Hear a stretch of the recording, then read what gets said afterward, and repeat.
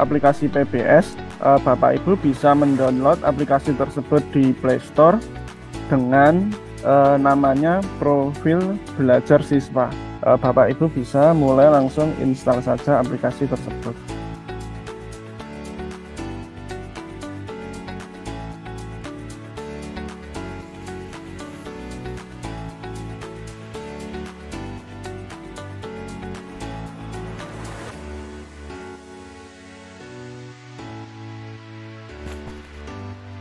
Jadi saat pertama kali aplikasi dibuka, tampilannya ada seperti ini.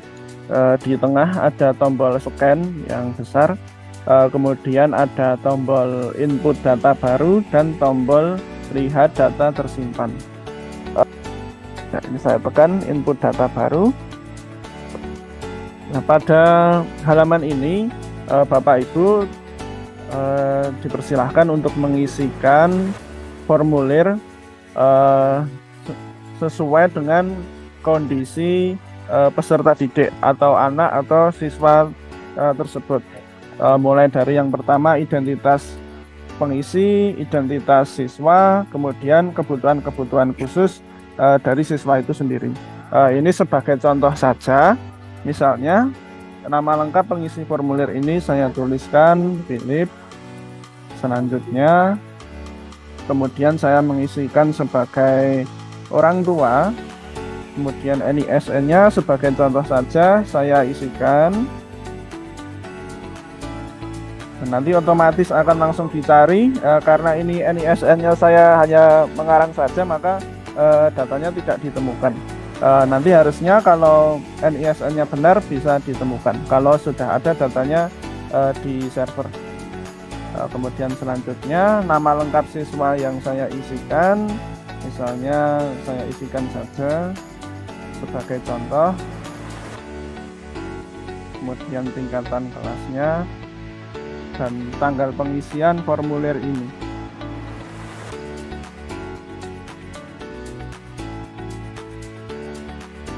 Kemudian terdapat 9 jenis kesulitan yang ditanyakan pada formulir ini. Yang pertama mulai dari kesulitan fungsional 1 penglihatan. Ini sebagai contoh saja supaya cepat saya mungkin bisa mengisikannya tidak. Kemudian yang kedua adalah pendengaran. Di sini misalnya contohnya saya pilih ya. Nah, nanti akan ada pertanyaan lanjutan. Pada bagian bawah terdapat keterangan kelompok 3 garis miring 12 dan pertanyaan 2 garis miring 10. Ini artinya Bapak Ibu sedang memasuki kelompok pertanyaan yang ketiga, dan pada kelompok pertanyaan yang ketiga ini ada total pertanyaannya ada 10 dan sekarang adalah pertanyaan yang kedua. Nah, ini misalnya saya klik ya. Nah, nanti akan langsung melompat sesuai dengan apa yang Bapak Ibu isikan. Kelompok pertanyaan ketiga, pertanyaan ke-6 dari total 10 pertanyaan. Nah, kemudian saya lanjut isikan saja. Ini sebagai contoh. Pada saat semua pertanyaan sudah selesai diisi, nanti Bapak Ibu harus mencentang 3 pernyataan ini sebagai validasi. Apabila sudah, bisa menekan tombol selesai. Nah, kemudian akan muncul hasil dari pengisian tersebut. Nah, kebetulan untuk pengisian yang tadi saya isikan, data dari siswa dihitung sebagai siswa memiliki 3 kesulitan, yaitu. Kemudian arti dari tingkatan tersebut, Bapak Ibu bisa klik angka 2-nya di sini. Nah, nanti akan muncul kotak kecil semacam ini yang menjelaskan tingkatan-tingkatan tersebut. Nah, ini untuk tingkatan 2 itu artinya banyak kesulitan, dan tingkatan 3 itu artinya tidak bisa sama sekali, dan yang lainnya juga. Kemudian ada informasi kebutuhan alat bantu, kebutuhan pendampingan, kebutuhan penyesuaian. Untuk contoh yang ini, siswa ini tidak membutuhkan alat bantu, pendampingan, dan penyesuaian. Kemudian yang terakhir memunculkan kode QR. Bapak Ibu bisa men-scan kode QR ini dengan HP yang lain untuk mentransfer data tersebut dari HP satu ke HP yang lainnya. Atau Bapak Ibu bisa mengprint kode QR ini, kemudian nanti bisa diberikan ke orang lain untuk di-scan menggunakan aplikasi PBS untuk didapatkan datanya. Ini saya klik selesai. Apabila sudah selesai, ya, untuk QR code tadi bisa di-scan dengan menekan tombol scan yang ada di halaman awal ini. Nah, diklik scan, izinkan. Nah, nanti Bapak Ibu tinggal arahkan saja kamera Bapak Ibu ke QR code dari aplikasi PBS, baik dari HP maupun dari kertas yang di print. Nah, nanti data tersebut akan tersimpan ke HP Bapak Ibu.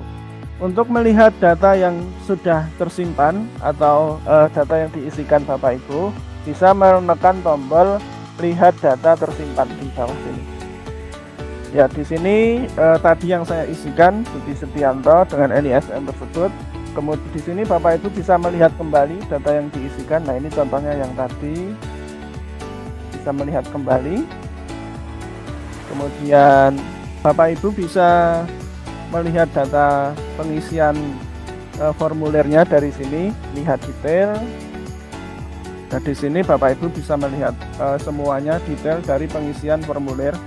Kemudian Bapak Ibu juga bisa mengedit datanya apabila terdapat kesalahan pengisian, misalnya ini saya edit datanya, saya ganti misalnya perannya sebagai guru pendidikan khusus, kemudian saya isikan NIK-nya, ini sebagai contoh saja. Datanya tidak ditemukan, ini datanya cuma sebagai contoh saja. Kalau pengisiannya benar nanti harusnya ditemukan. Kemudian saya klik selesai edit jika editnya sudah selesai. Nah, kemudian yang terakhir, Bapak Ibu bisa melakukan sinkronasi data atau mengunggah data dengan menekan tombol unggah data yang ada di bagian sini, atau mensinkronisasikan semua data siswa yang tersimpan pada perangkat ini dengan menekan tombol sinkronasi semua data. Nah, kemudian Bapak Ibu bisa memilih apakah data tersebut ingin disimpan ke Dapodik, Kemendikbudristek, atau ke EMIS Kemenak. Misalnya ini saya klik yang Dapodik, kemudian saya konfirmasi sinkronasikan data ke Dapodik Kemendikbudristek, sinkronkan. Nah, nanti prosesnya akan berjalan mungkin sekitar beberapa detik, tergantung dengan jumlah data yang Bapak Ibu isikan.